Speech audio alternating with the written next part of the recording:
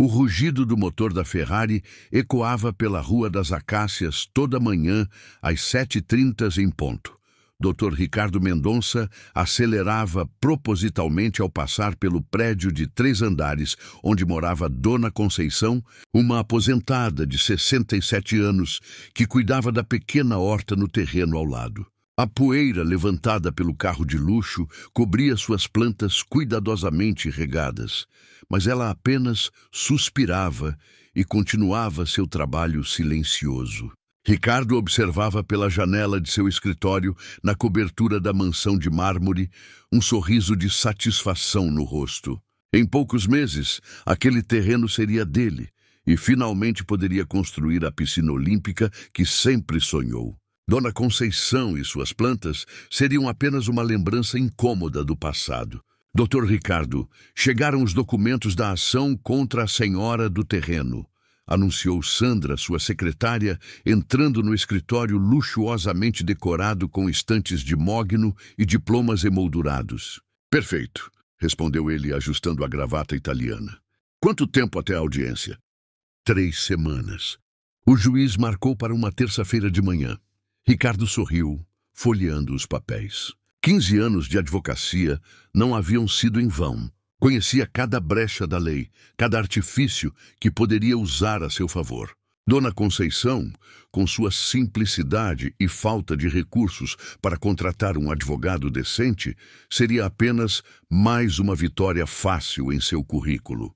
Do outro lado da rua, no apartamento térreo de 2 cômodos, Conceição Silva preparava o café da manhã para os netos que vinham visitá-la antes da escola. Aos 67 anos, viúva há 8, ela havia transformado sua dor na perda do marido em amor pelas plantas que cresciam no pequeno terreno herdado da sogra. Vó, por que o homem da Ferrari não gosta da senhora? Perguntou Pedrinho, de 9 anos, mordendo o pão com manteiga. Ele quer nosso terreno, meu amor, explicou ela pacientemente. Acha que pode comprar tudo na vida. Mas a senhora não vai vender, né, vó? Nunca, respondeu ela com firmeza. Aquela terra foi onde seu avô plantou a primeira roseira para mim. É onde sua bisavó criou galinhas durante a guerra. Não é questão de dinheiro, é questão de história. A netinha, Luísa, de 7 anos, aproximou-se da janela. Vó, aquele homem está olhando para cá de novo. Conceição suspirou. Ricardo tinha o hábito de observá-la do alto de sua mansão, como um predador estudando sua presa. Ela sentia o peso daquele olhar todos os dias, mas não se intimidava.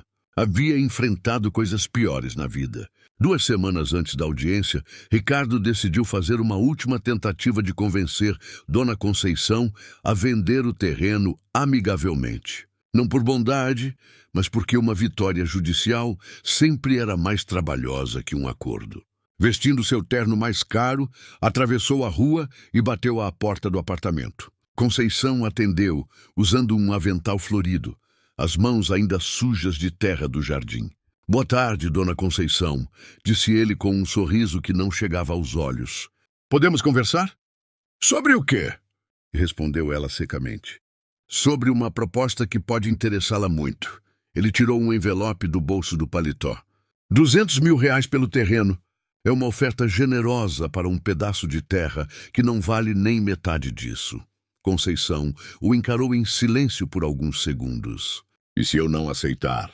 Bem, Ricardo deu de ombros, o tribunal decidirá. E posso garantir que a decisão não será a seu favor. Tenho documentos que comprovam irregularidades na escritura. Você pode perder tudo sem receber um centavo. Que tipo de irregularidades? Perguntou ela, sentindo um aperto no peito. Assinaturas que não coincidem, datas inconsistentes, testemunhas que não existem. Ele mentiu descaradamente. Minha equipe investigou a fundo. Seu falecido marido pode ter sido enganado quando comprou este terreno. Conceição sentiu as pernas fraquejarem. Jamais duvidara da honestidade de seu marido, mas e se ele realmente tivesse sido vítima de uma fraude? E se ela perdesse tudo? Aceita minha oferta? Insistiu Ricardo, interpretando sua hesitação como rendição. Preciso pensar, respondeu ela com voz trêmula. Tem até amanhã, disse ele friamente. Depois disso, nos vemos no tribunal, Conceição fechou a porta e encostou-se contra ela, sentindo o coração disparar. Como poderia lutar contra um homem com tanto poder e conhecimento? Não tinha dinheiro para um advogado competente, não entendia de leis, não sabia nem por onde começar a se defender. Naquela noite, ligou para sua filha Clara, que morava em São Paulo. "Mãe, o senhor está tentando intimidá-la", disse Clara após ouvir toda a história. "Essas acusações sobre papai são mentira. Ele era o homem mais honesto que conheci. Mas e se for verdade, filha? E se eu perder tudo?" "Não vai perder. Vamos encontrar uma forma de provar que esse homem está mentindo." Na manhã seguinte, Clara chegou ao Rio determinada a ajudar a mãe. Advogada tributarista com 10 anos de experiência, ela não entendia muito de direito imobiliário, mas sabia reconhecer intimidação quando via. "Mãe, preciso ver todos os documentos do terreno", disse ela, abrindo uma pasta sobre a mesa da cozinha.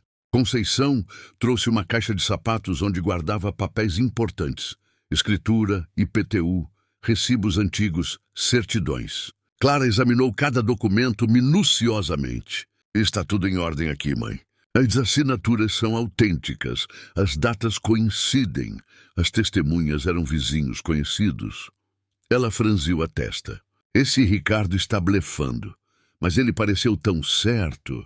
É o que esses advogados fazem. Usam o conhecimento técnico para assustar pessoas simples." Clara pegou o telefone. "Vou ligar para um colega que trabalha com direito imobiliário."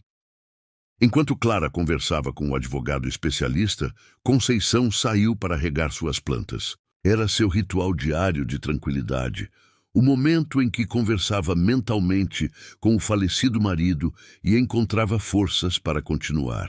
Foi quando notou algo estranho. Na caixa de correspondência do prédio havia vários envelopes amarelados, alguns com carimbo dos Correios. Curiosa, aproximou-se para ver melhor. "Correspondência devolvida" estava carimbado em vermelho sobre vários envelopes, todos dirigidos a diferentes endereços, mas com o mesmo remetente: Escritório de Advocacia Ricardo Mendonça. Conceição pegou um dos envelopes. Estava endereçado a uma senhora Júlia Santos, em um endereço que ela reconhecia como sendo de uma casa que havia sido demolida anos atrás. O envelope estava lacrado, mas o carimbo dos Correios mostrava que fora enviado há apenas 2 meses. Com o coração acelerado, ela recolheu todos os envelopes devolvidos e correu para dentro do apartamento. Clara, venha ver isso." A filha interrompeu a ligação e examinou os envelopes. "Mãe, onde encontrou isso?" "Na caixa de correspondência." Eram muitas cartas devolvidas. Clara abriu cuidadosamente um dos envelopes. Dentro havia uma notificação oficial, comunicando sobre uma ação judicial para questionar a propriedade de um terreno. A carta era dirigida à senhora Júlia Santos, mas o endereço não existia mais há anos. "Mãe, isso é gravíssimo", disse Clara, abrindo outro envelope. "Essas são notificações judiciais falsas. Ricardo está enviando cartas para endereços que não existem, sabendo que serão devolvidas. Mas por quê? Porque assim ele pode alegar no tribunal que tentou notificar as outras partes interessadas no terreno, mas não conseguiu encontrá-las. É uma forma de ganhar a causa por revelia." Conceição não entendia completamente as implicações legais, mas percebia que havia descoberto algo importante. "O que fazemos agora?" "Primeiro, vamos fotografar todos esses envelopes. Depois, preciso conversar com o carteiro que fez essas entregas." Clara passou o resto do dia investigando. Descobriu que o carteiro responsável pela região era seu Antônio, um homem de 58 anos que trabalhava nos Correios há mais de 30 anos. Na manhã seguinte, mãe e filha esperaram seu Antônio na esquina, durante sua rota de entrega. "Seu Antônio, precisamos conversar com o senhor", disse Clara, apresentando-se. "Claro, doutora. Em que posso ajudar?" Clara mostrou os envelopes devolvidos. "O senhor se lembra de ter tentado entregar essas cartas?" Antônio examinou os envelopes, coçando a barba. "Lembro, sim. Achei muito estranho na época." "Estranho como?" "Eram muitas cartas para o mesmo bairro, todas com endereços que não existiam ou casas que foram demolidas há anos. Quando voltei ao escritório de advocacia para devolver, a secretária nem pareceu surpresa. Disse que era normal. Normal? lhe perguntou Conceição. Pois é, dona. Eu trabalho há mais de 30 anos como carteiro. Quando alguém não recebe uma carta importante, geralmente há correria para resolver. Mas naquele escritório pareciam até contentes que as cartas voltassem. Clara e Conceição trocaram olhares significativos. Tinham encontrado uma testemunha. Seu Antônio, o senhor estaria disposto a testemunhar sobre isso em tribunal? O carteiro hesitou por um momento. É contra um advogado famoso, não é? Essas pessoas têm muito poder. Seu Antônio, disse Conceição, tocando gentilmente seu braço, esse homem está tentando roubar o terreno que meu marido comprou honestamente. É a única coisa que me resta dele. O homem a encarou, vendo a sinceridade em seus olhos cansados. Então pode contar comigo, dona Conceição. Injustiça eu não aguento. Nos dias seguintes, Clara trabalhou incansavelmente preparando a defesa. Contrariou um detetive particular para investigar outras possíveis vítimas de Ricardo. Conversou com vizinhos antigos que pudessem testemunhar sobre a legitimidade da compra do terreno e organizou todas as evidências que haviam coletado. Ricardo, confiante em sua estratégia, não suspeitava de nada. Em seu escritório, finalizava os últimos detalhes da ação judicial, convencido de que seria mais uma vitória fácil. Sandra, confirme com o tribunal se todos os outros interessados foram devidamente notificados, disse ele, assinando os documentos. Todos notificados, doutor. As cartas foram enviadas, mas voltaram por endereços inexistentes, respondeu a secretária, seguindo o roteiro que haviam ensaiado. Perfeito. Então podemos proceder por revelia. Ricardo não imaginava que suas próprias cartas devolvidas se tornariam a prova de sua desonestidade. Na véspera da audiência, Clara fez uma última visita ao tribunal para protocolar as evidências que havia coletado. O juiz responsável pelo caso era Dr. Maurício Carvalho, conhecido por sua integridade e rigor. Conceição passou a noite em claro, rezando e conversando mentalmente com o marido.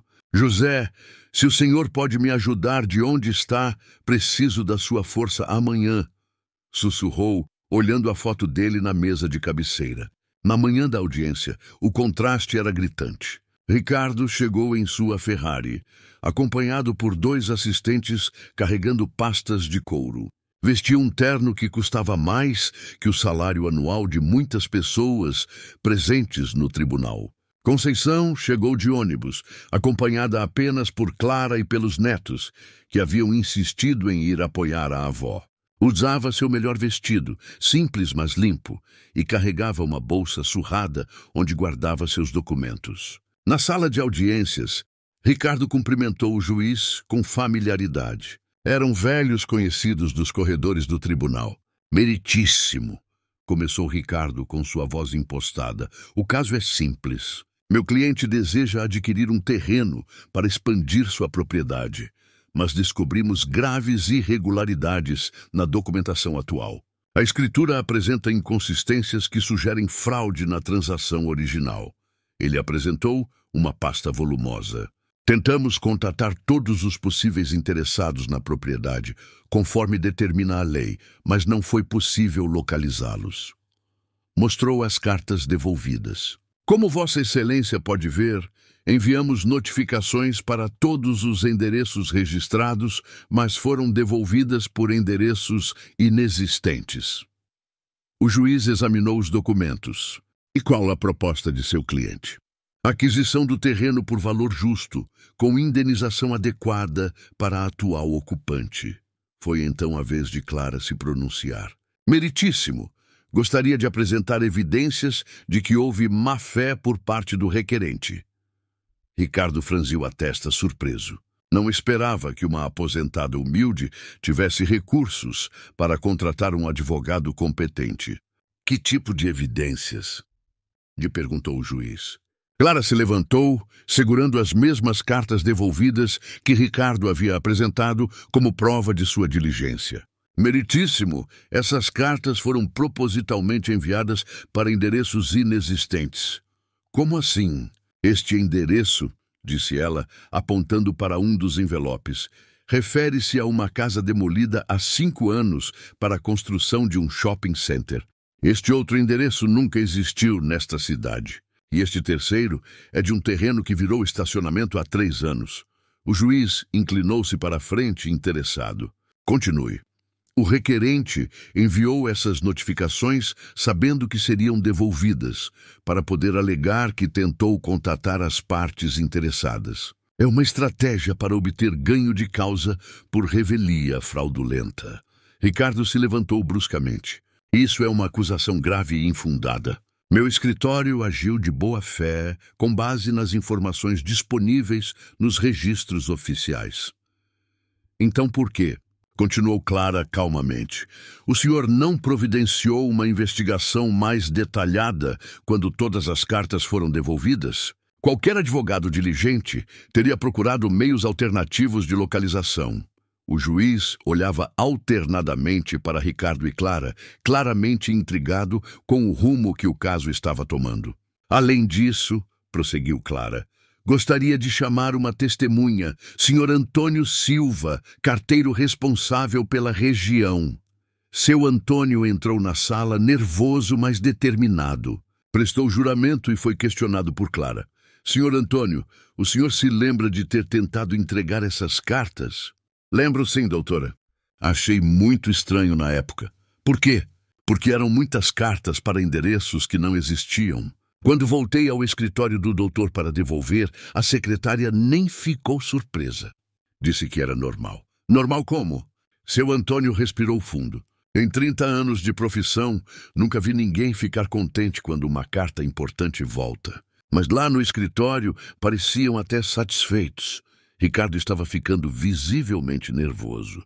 Meritíssimo, essa testemunha não tem qualificação técnica para avaliar procedimentos jurídicos, mas tem qualificação profissional para avaliar procedimentos de entrega de correspondência, replicou o juiz secamente. Clara aproveitou o momento.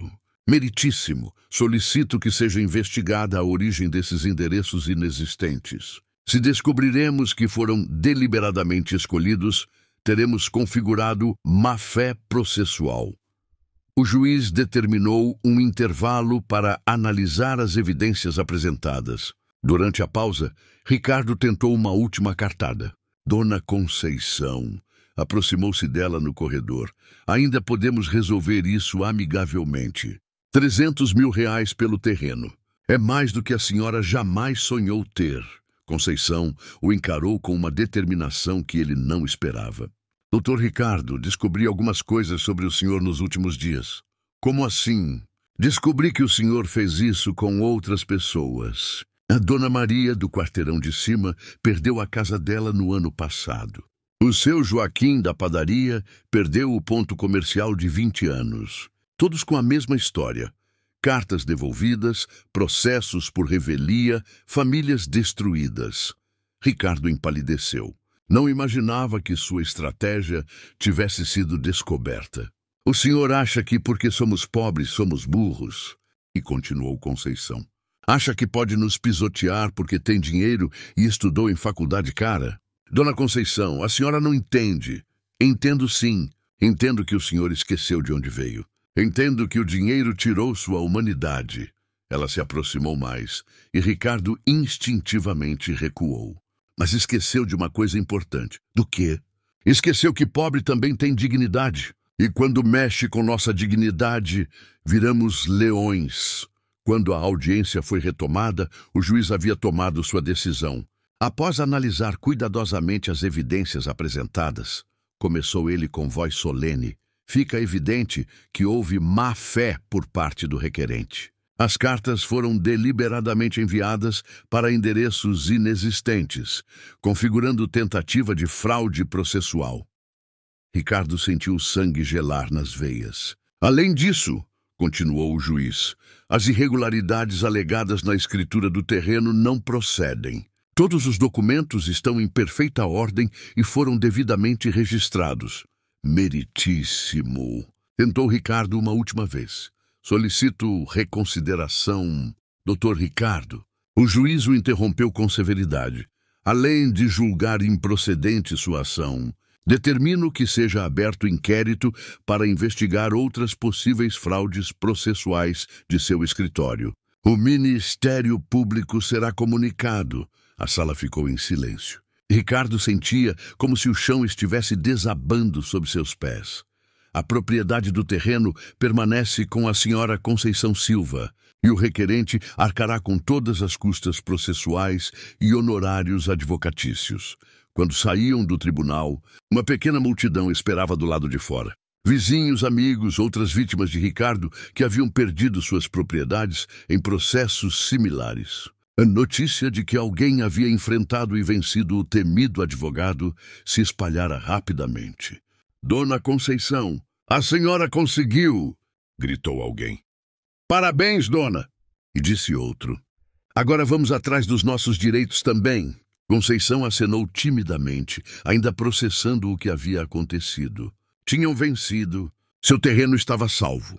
Ricardo passou pela multidão de cabeça baixa, ignorando as vaias e comentários hostis. Em poucas horas, sua reputação estava destroçada. Sabia que o inquérito do Ministério Público revelaria outras fraudes, outros processos questionáveis. Na Ferrari sozinho, ele olhou pela última vez para o terreno que tanto cobiçara. As flores de Conceição dançavam suavemente na brisa da tarde, como se celebrassem a vitória. Naquela noite, Conceição estava em seu jardim, regando as plantas como sempre fazia. Mas desta vez era diferente. Estava regando o terreno que havia defendido, a memória que havia honrado, a dignidade que havia recuperado. Clara aproximou-se ainda eufórica com a vitória. Mãe, a senhora foi incrível hoje. Sua coragem inspirou muita gente. Não fui corajosa, filha. Foi seu pai que me deu forças. Como assim? Conceição sorriu, acariciando uma rosa vermelha. Na noite antes da audiência, sonhei com ele. Disse que não era sobre o terreno, mas sobre justiça. Disse que às vezes os pequenos precisam enfrentar os grandes para lembrar ao mundo que dignidade não tem preço. Nos dias seguintes, a história se espalhou pela cidade. Jornais locais publicaram matérias sobre a aposentada que derrotou o advogado milionário com cartas devolvidas. O caso inspirou outras vítimas de processos duvidosos a questionar suas perdas. Ricardo viu seu escritório ser investigado, clientes importantes o abandonarem e sua licença para exercer a advocacia ser suspensa temporariamente. A Ferrari foi apreendida pela Receita Federal por sonegação de impostos, descoberta durante a investigação. A mansão de mármore ficou vazia.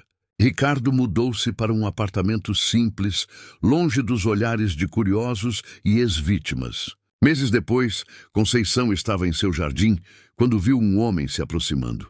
Estava diferente, mais magro, cabelos grisalhos, roupas simples. Era Ricardo. Dona Conceição, disse ele hesitante. Posso falar com a senhora? Ela continuou regando suas plantas, sem responder imediatamente. Vim pedir desculpas, continuou ele. Não apenas pela tentativa de roubar seu terreno, mas por tudo que fiz. Por todas as famílias que prejudiquei com minha ganância. Conceição finalmente o encarou. E por que devo acreditar no senhor agora? Porque, Ricardo baixou os olhos, perdi tudo que achava importante. Dinheiro, status, poder. E descobri que não era nada disso que me fazia feliz. Então, o que o fazia feliz? Ricardo pensou por um longo momento. Não sei. Faz tanto tempo que não sinto felicidade verdadeira. Talvez nunca tenha sentido. Conceição desligou a mangueira e se aproximou. Sabe qual é a diferença entre nós dois, Dr. Ricardo? Qual? O senhor sempre quis ter mais. Eu sempre quis ser mais. Mais gentil, mais generosa, mais útil para as pessoas ao meu redor. Ricardo assentiu, sentindo o peso daquelas palavras. O senhor quer um conselho de uma velha aposentada? Perguntou ela. Quero. Comece de novo, mas desta vez comece pequeno. Ajude alguém, mesmo que não ganhe nada com isso. Plante algo, mesmo que não vá comer os frutos. Ame alguém, mesmo que não seja amado de volta. Ricardo olhou para o jardim ao redor. Flores simples, mas cuidadas com carinho. Como a senhora consegue ser tão generosa depois de tudo que eu fiz? Porque meu marido me ensinou que rancor é veneno que a gente toma esperando que o outro morra. Prefiro plantar flores. 6 meses depois, Ricardo trabalhava como funcionário público, ganhando um salário modesto, mas honesto. Morava em um apartamento pequeno, cozinhava suas próprias refeições, andava de ônibus. Nas horas vagas, voluntariava-se em uma associação que orientava pessoas carentes sobre direitos básicos. Não como o advogado arrogante que foi, mas como alguém tentando reparar os erros do passado. Uma tarde, estava saindo do centro comunitário quando viu Conceição esperando o ônibus. Aproximou-se hesitante. Dona Conceição? Oi, doutor Ricardo. Como vai? Bem, obrigado. Estava voltando do trabalho voluntário. Que bom. Está gostando? Está me ensinando coisas que nunca aprendi na faculdade, admitiu ele. Como o quê? Como ouvir realmente as pessoas. Como usar o conhecimento para ajudar, não para prejudicar. O ônibus chegou. Conceição subiu, mas antes de a porta fechar, inclinou-se pela janela. Doutor Ricardo, domingo tem festa junina na comunidade. Se quiser vir, será bem-vindo. Ricardo ficou surpreso com o convite. A senhora tem certeza? Todo mundo merece uma segunda chance, respondeu ela com um sorriso. Até advogado milionário que já não é mais nem milionário nem arrogante. O ônibus partiu, deixando Ricardo sozinho no ponto, mas pela primeira vez em muito tempo, não se sentia solitário. No domingo, ele apareceu na festa junina. Usava jeans e camiseta simples. Carregava uma lata de doce de leite caseiro que havia aprendido a fazer, assistindo vídeos no YouTube. As pessoas o olhavam com curiosidade, alguns com desconfiança, mas Conceição o recebeu naturalmente, apresentando-o aos vizinhos como o doutor Ricardo, que agora trabalha ajudando gente como nós. Durante a festa, ele ajudou a servir quentão, participou da quadrilha, pisando nos próprios pés, e ouviu histórias de pessoas que antes consideraria insignificantes. Sabe, doutor, disse seu Antônio, o carteiro, é bom ver que o senhor mudou. Dá esperança para todo mundo. Esperança como? Que ninguém é perdido para sempre. Que sempre dá tempo de recomeçar, se a pessoa quiser, de verdade. Quando a festa terminou, Ricardo ajudou a limpar e organizar as cadeiras. Conceição se aproximou dele. Obrigada por vir, disse ela. Obrigado por me convidar. Fazia anos que eu não me divertia tanto. Quer saber por que eu convidei? Quero.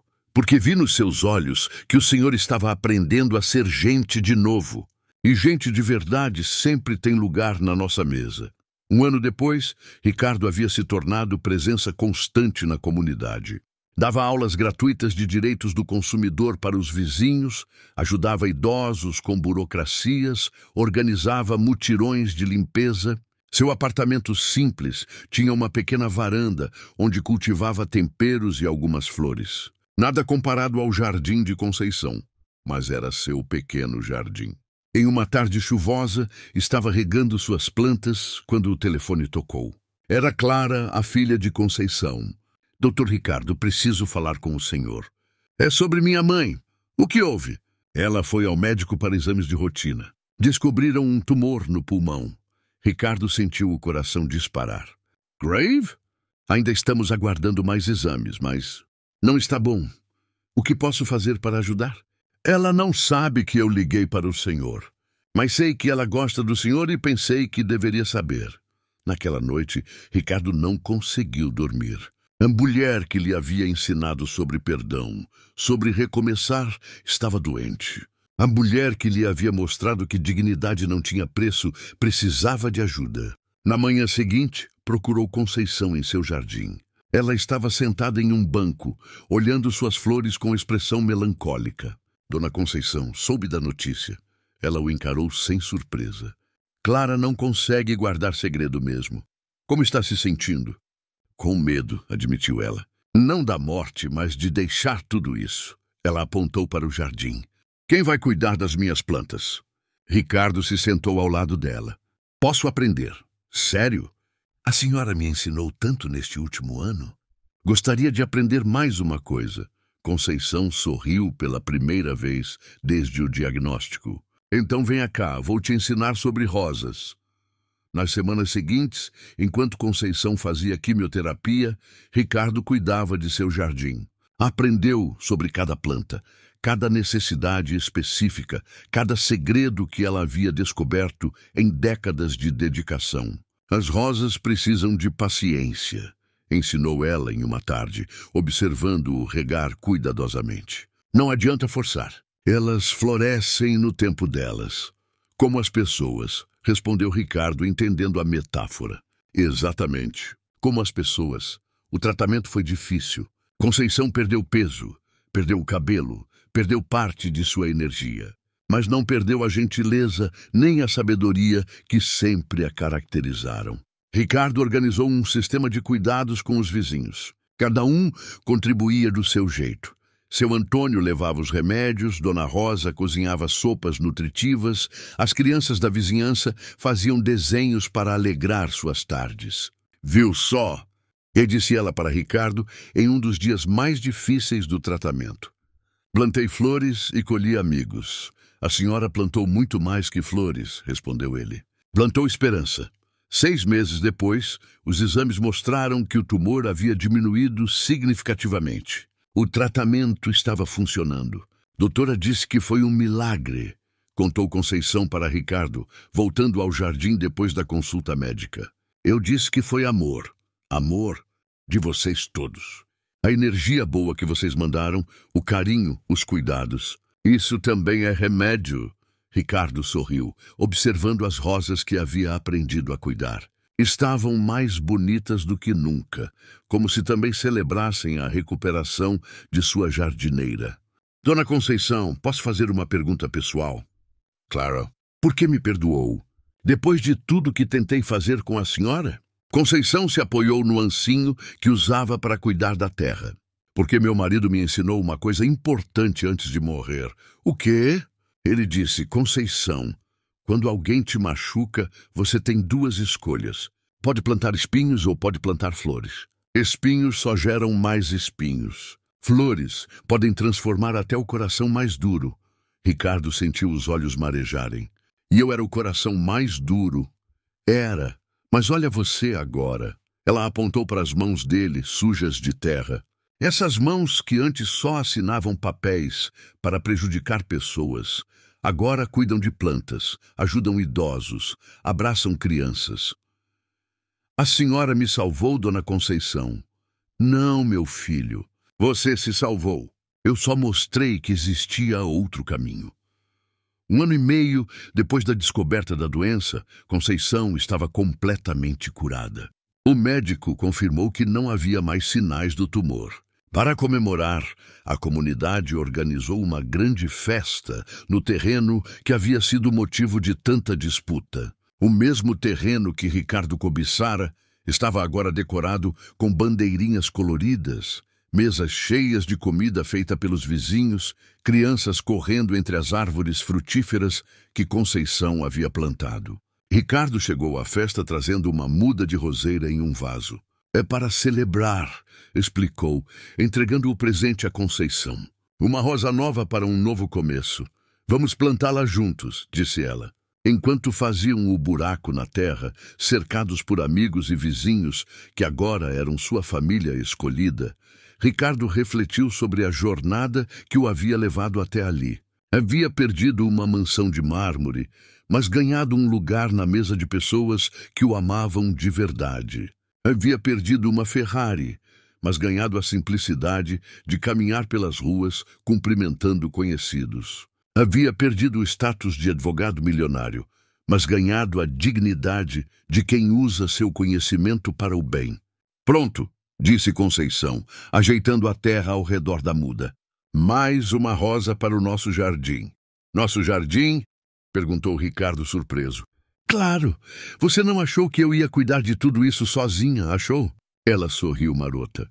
Aos 69 anos, preciso de um assistente de jardinagem. A festa continuou até o final da tarde.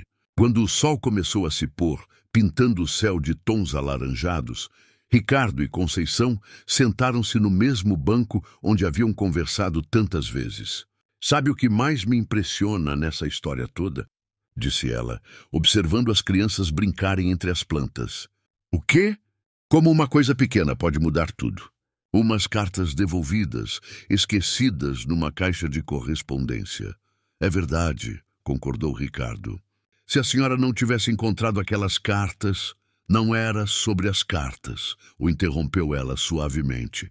"Era sobre olhar. Eu passei a vida olhando para as coisas pequenas, as plantas, os vizinhos, os detalhes que outros ignoram. O senhor passava a vida olhando só para as coisas grandes, dinheiro, poder, status. E o que isso mudou? Quando você só olha para as coisas grandes, perde os milagres pequenos. Mas quando você presta atenção nas coisas pequenas..." Ela apontou para uma borboleta que pousara na rosa recém-plantada. "Descobre que elas podem ser gigantescas." Ricardo observou a borboleta, lembrando-se de como havia passado anos sem notar a beleza ao seu redor. "A senhora está certa. Eu vivia cego, não cego, distraído. Acontece com muita gente que tem muito sucesso muito cedo. Esquecem de olhar para os lados. E agora? Agora você enxerga. Isso faz toda a diferença." Enquanto a festa terminava e os vizinhos começavam a recolher as mesas e cadeiras, Ricardo ajudou na organização. Observou cada rosto ao seu redor.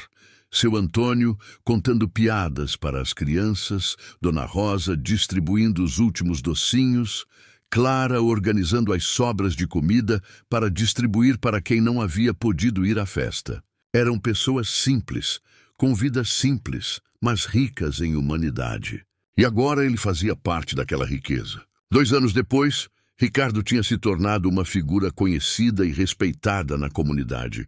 Havia criado um pequeno escritório de advocacia popular, onde atendia gratuitamente pessoas carentes. Não era mais milionário, mas também não passava necessidade. Seu apartamento simples estava decorado com fotos dos amigos que havia conquistado, plantas que havia aprendido a cultivar e livros sobre jardinagem que estudava nas horas vagas. Em uma manhã de domingo, estava regando suas plantas na varanda quando o porteiro o chamou.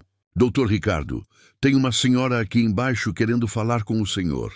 Desceu curioso e encontrou uma mulher elegante, de cerca de 50 anos, visivelmente nervosa. "Doutor Ricardo? Meu nome é Helena Cardoso. Eu preciso de sua ajuda." "Claro, senhora Helena. Em que posso ajudá-la?" "É sobre minha propriedade.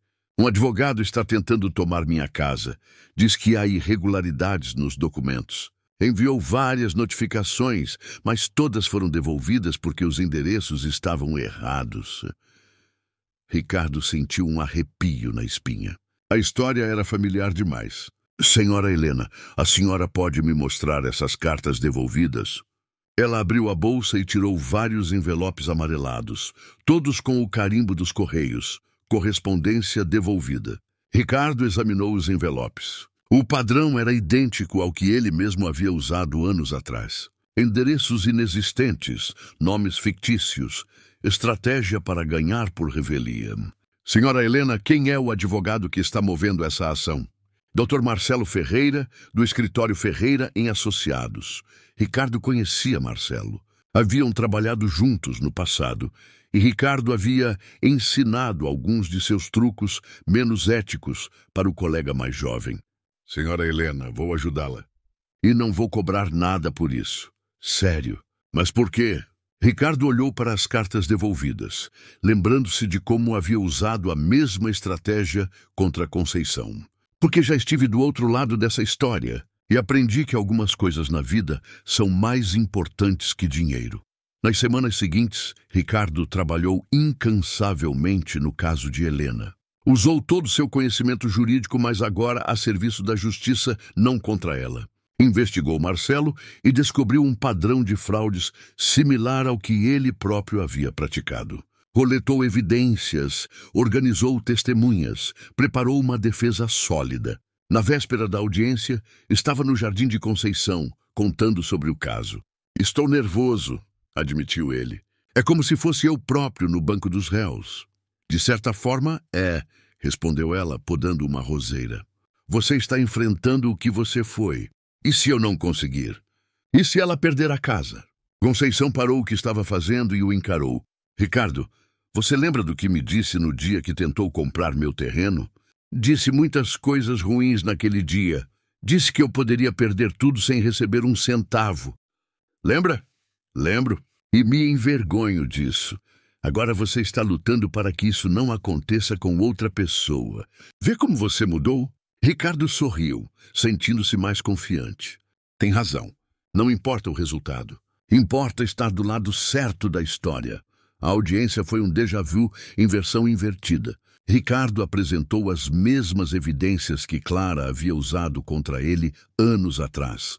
Cartas enviadas para endereços inexistentes, testemunho do carteiro, prova de má-fé processual. Marcelo, do outro lado, usava os mesmos argumentos que Ricardo havia usado. Alegação de irregularidades na documentação, tentativa de contato com partes interessadas. Solicitação de ganho de causa por revelia. Mas desta vez, Ricardo estava preparado. Conhecia cada truque, cada artifício, cada brecha que Marcelo tentaria explorar. Meritíssimo, disse Ricardo em seu discurso final. O requerente está usando uma estratégia fraudulenta que já foi aplicada contra dezenas de pessoas nesta cidade. Enviar notificações para endereços inexistentes não é diligência, é má-fé. O juiz, o mesmo Dr. Maurício Carvalho que havia julgado o caso de Conceição, reconheceu o padrão imediatamente. Dr. Ricardo, o senhor não é o mesmo advogado que estava do outro lado de uma situação similar há alguns anos? Sou sim, meritíssimo. E é exatamente por isso que reconheço essa estratégia fraudulenta. Porque eu mesmo a utilizei para minha eterna vergonha. Um murmúrio percorreu a sala. Era raro ver um advogado admitir publicamente erros passados. E o que o motivou a mudar de lado?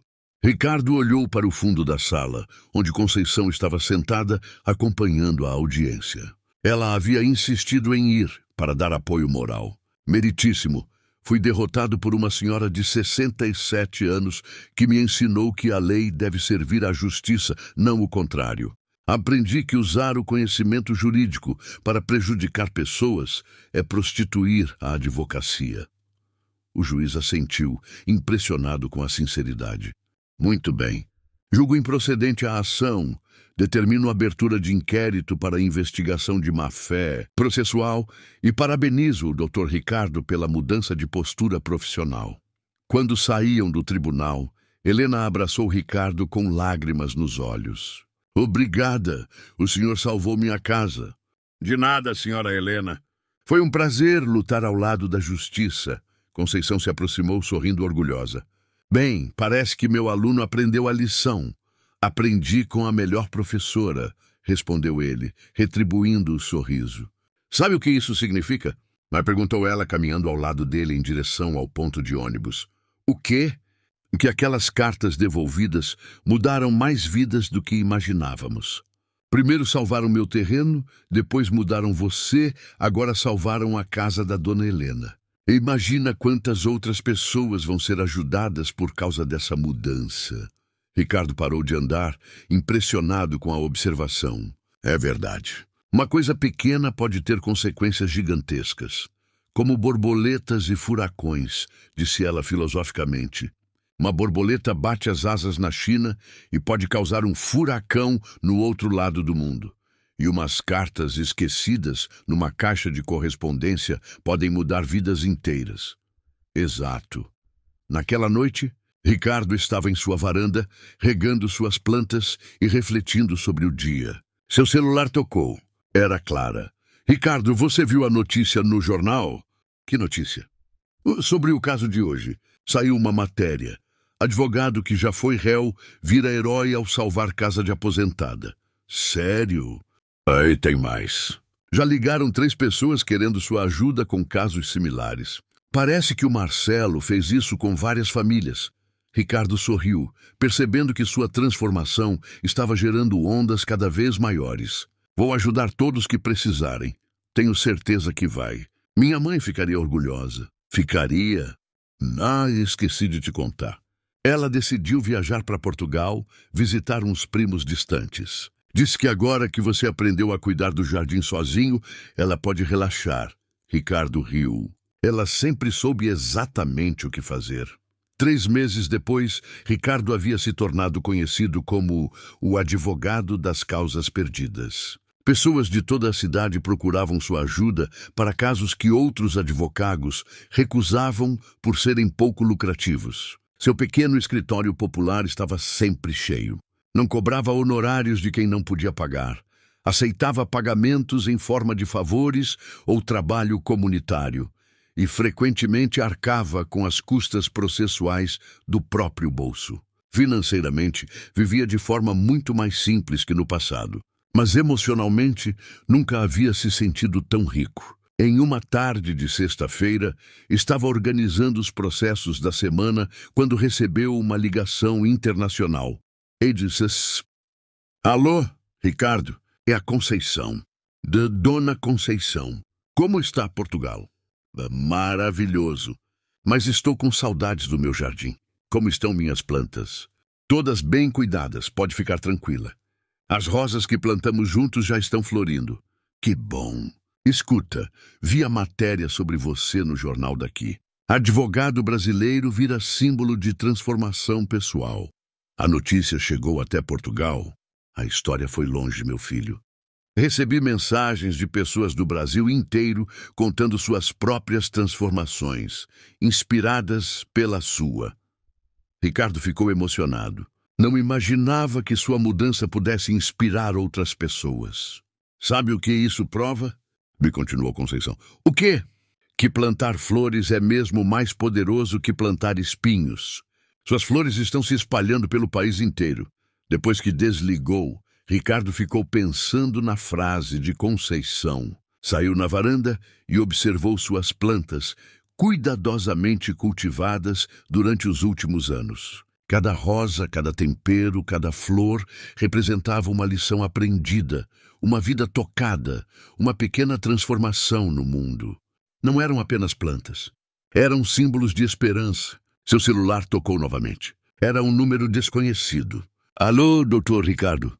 Meu nome é João, sou de Recife. Vi uma matéria sobre o senhor na internet. Estou passando por uma situação parecida com a que o senhor viveu há alguns anos. Conte-me sua história, João. E enquanto ouvia o relato de mais uma pessoa que queria recomeçar, que queria transformar erros em acertos, Ricardo olhou para o jardim que havia aprendido a cultivar. As cartas devolvidas que um dia quase destruíram a vida de Conceição haviam se tornado sementes de transformação. Espalharam-se pela cidade, pelo país, talvez pelo mundo, inspirando pessoas a plantarem flores onde antes só havia espinhos. No dia seguinte, sábado, Ricardo estava no jardim de Conceição, cuidando das plantas na ausência da amiga. Vários vizinhos se aproximaram para ajudar, como havia se tornado tradição nos fins de semana. Doutor Ricardo, disse seu Antônio, o senhor mudou nossa comunidade. Como assim, seu Antônio? Antes, quando víamos alguém poderoso, sentíamos medo. Agora vemos esperança. Se o senhor pode mudar, qualquer um pode. Todos nós podemos mudar, seu Antônio. Só precisamos querer de verdade. E ter alguém como a Dona Conceição para nos mostrar o caminho, acrescentou Dona Rosa, chegando com um bolo fresquinho para o lanche comunitário. Verdade, concordou Ricardo.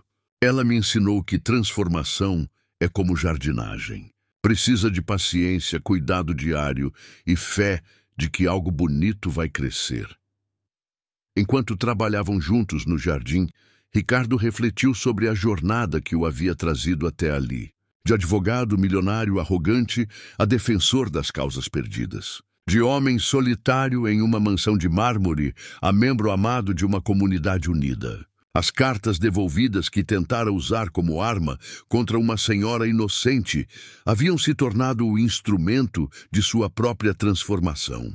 O terreno que tentara roubar havia se tornado o lugar onde aprendera sobre amor, perdão e comunidade. E a mulher que tentara destruir havia se tornado sua salvadora, professora e amiga.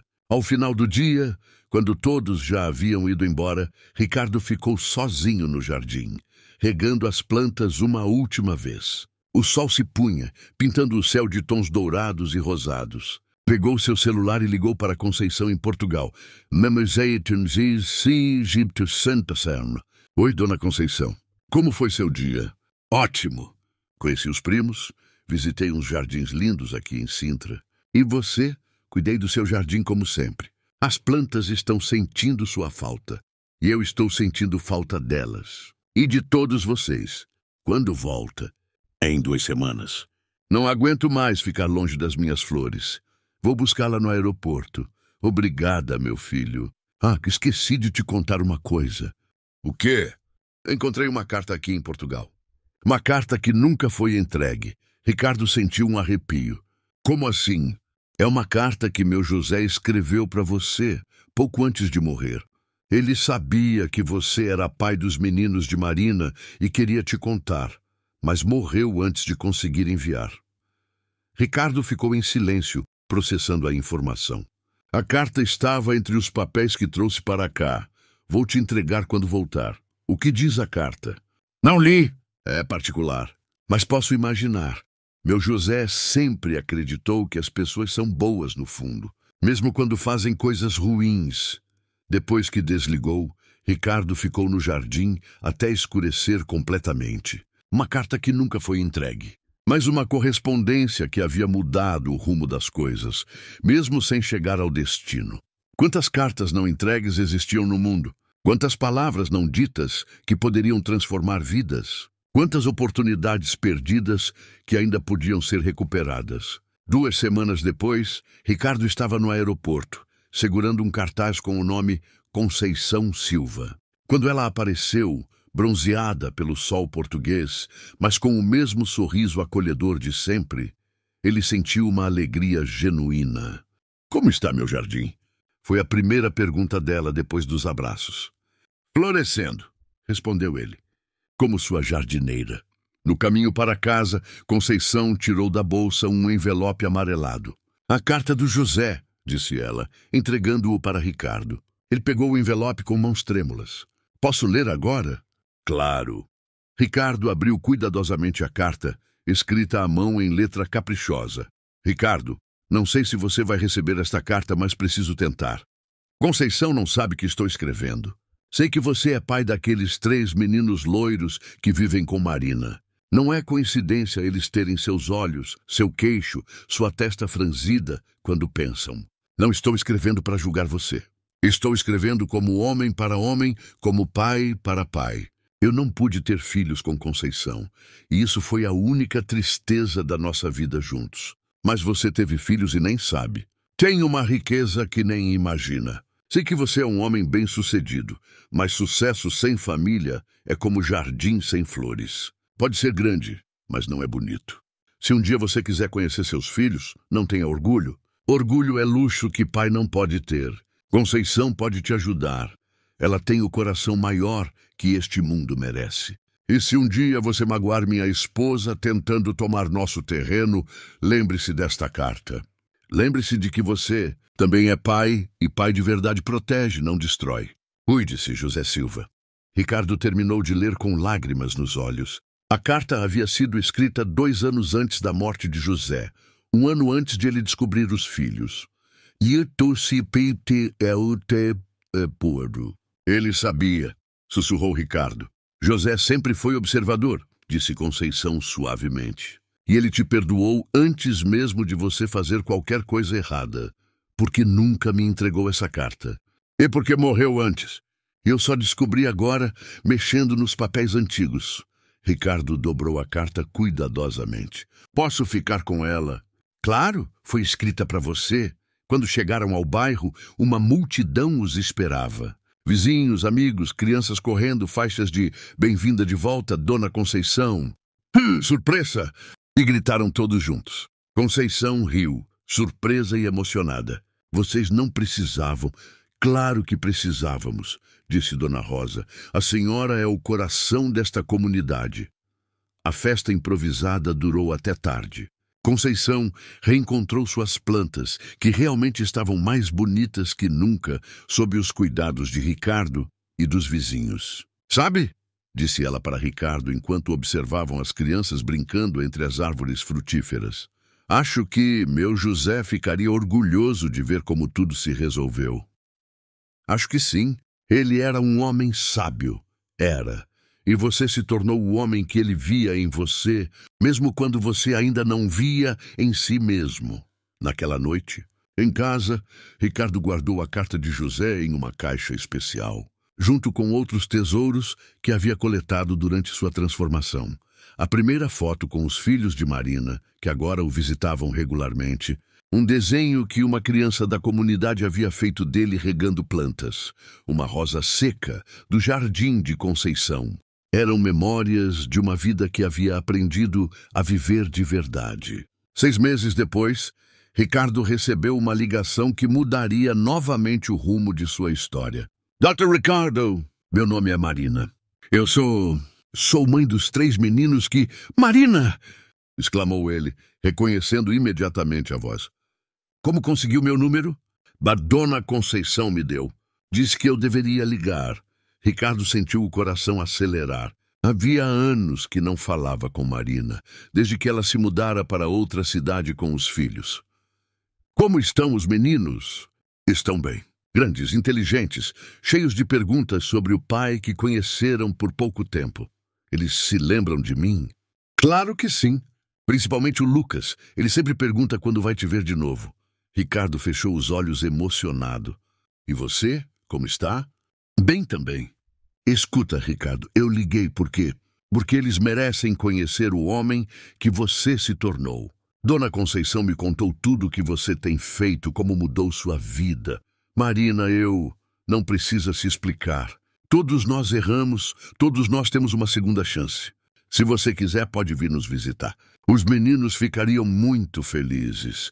Ricardo sentiu uma alegria que não experimentava há anos.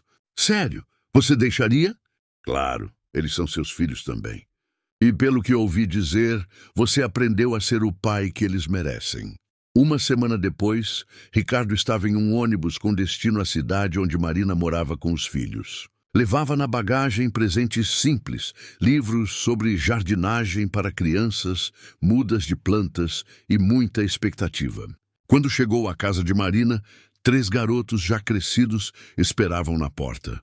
Rafael, agora com 11 anos, sério como sempre. Davi, extrovertido e sorridente. E Lucas, o sensível, que correu para abraçá-lo antes mesmo das apresentações formais. "Pai, você voltou." Ricardo abraçou o filho, sentindo como se um pedaço perdido de sua alma tivesse finalmente se encaixado no lugar. "Voltei, sim." E desta vez, para ficar por perto. Naquele fim de semana, Ricardo redescobriu a paternidade. Ensinou os filhos sobre plantas, ouviu suas histórias, seus sonhos, seus medos. Descobriu que Rafael queria ser médico, que Davi sonhava em ser jogador de futebol, apesar do coração frágil, e que Lucas escrevia poesias. "De onde vem tanto talento?" ele perguntou para Marina, observando Lucas recitar um poema que havia escrito. "Da sensibilidade", respondeu ela, "característica que eles herdaram de você." "De mim? Claro! Você acha que só características ruins passam de pai para filho? A capacidade de se emocionar, de se transformar, de recomeçar, isso também é herança." No domingo, quando chegou a hora de voltar ao Rio, os meninos fizeram Ricardo prometer que voltaria logo. "Promete, pai?" "Prometo. E desta vez é uma promessa que vou cumprir."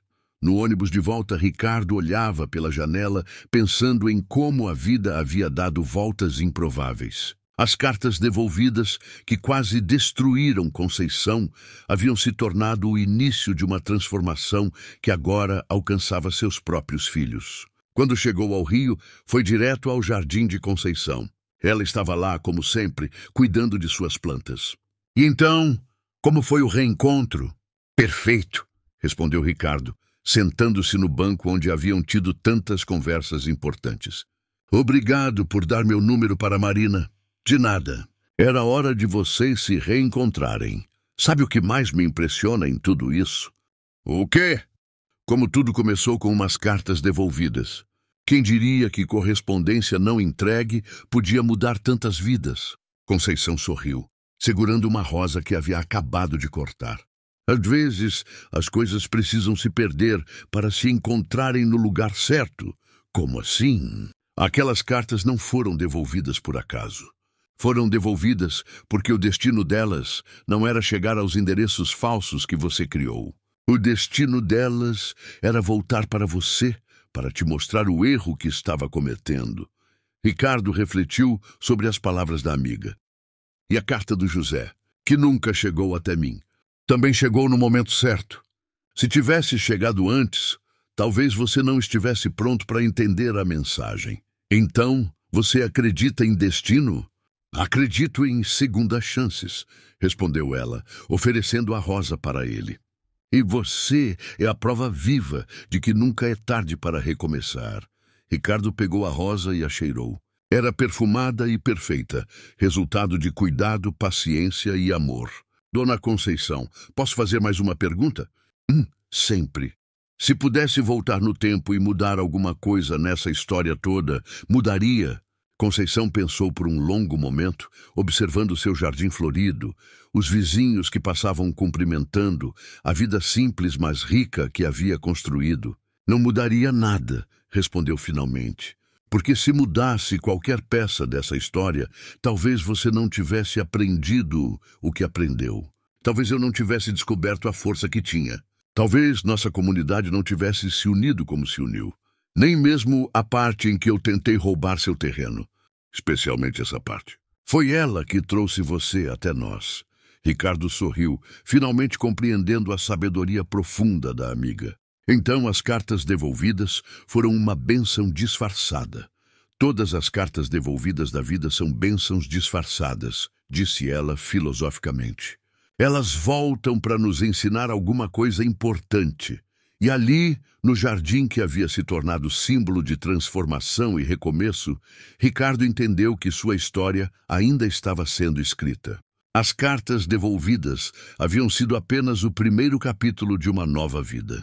Uma vida onde correspondências não entregues se transformavam em lições entregues. Onde terrenos cobiçados se tornavam jardins compartilhados. Onde inimigos se transformavam em família. E onde um homem que um dia achou que podia comprar tudo, havia aprendido que as coisas mais valiosas da vida, amor, perdão, comunidade, segundas chances, não tinham preço. Eram presentes que chegavam no momento exato, endereçados ao coração de quem estava pronto para recebê-los. E aí, pessoal, o que acharam dessa história de transformação? Quem aqui já passou por momentos onde pequenos detalhes mudaram tudo na vida? Essas cartas devolvidas me fizeram pensar em quantas correspondências da vida ignoramos ou não percebemos quando chegam até nós. Se vocês já viveram situações onde descobriram que alguém próximo não era quem vocês pensavam, ou se já tiveram que enfrentar pessoas poderosas que tentaram se aproveitar da situação de vocês, compartilhem nos comentários. E para quem está passando por alguma injustiça agora, lembrem-se que às vezes a prova que vocês precisam está mais perto do que imaginam, como essas cartas esquecidas numa caixa de correspondência. Não esqueçam de deixar o like se a história tocou vocês de alguma forma. Compartilhar com aquela pessoa que precisa acreditar que é possível recomeçar. E se inscrever no canal para mais histórias que mostram como pequenos gestos podem ter grandes consequências. Uma pergunta para vocês refletirem. Se encontrassem correspondências devolvidas que poderiam mudar a vida de alguém, o que fariam? Às vezes, somos nós os mensageiros que o destino coloca no caminho de outras pessoas. Fiquem com essa reflexão e até a próxima história.